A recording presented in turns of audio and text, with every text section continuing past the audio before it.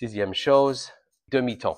Les demi-tons font partie de la lumière et un demi-ton, c'est un ton intermédiaire entre l'ombre et la lumière, juste sur le bord de ma ligne structurelle. L'idée, c'est d'enlever cette ligne abrupte de ma ligne structurelle pour donner une illusion de forme qui tourne graduellement. Donc, je veux créer un dégradé.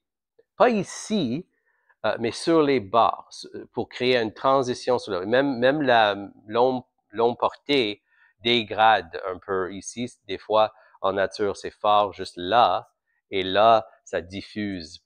Ici, c'est des fois vraiment diffusé.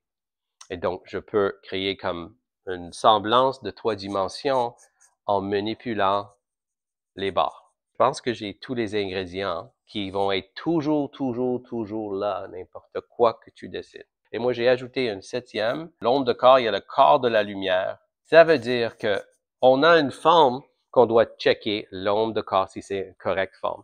Mais aussi, on a toute la forme de la lumière, de la ligne structurelle jusqu'à la fin de mes sujets, comme un ensemble, comme juste une forme.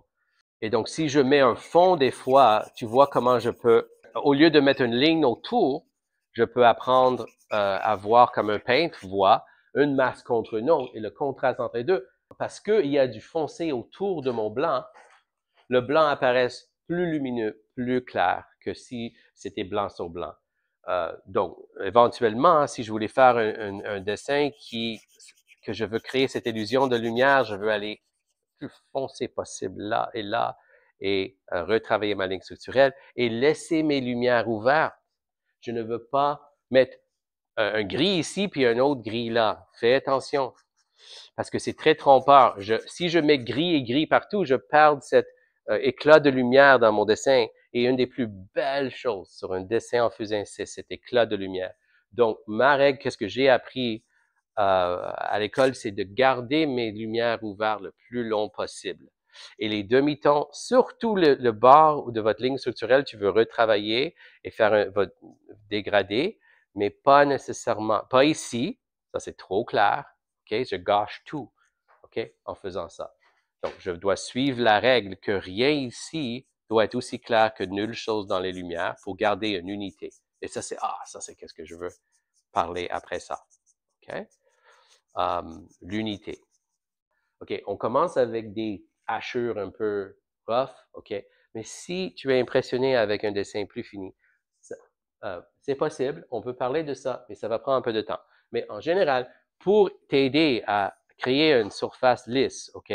Je recommande de pratiquer cet exercice. Fais une boîte sur un papier scrap, OK?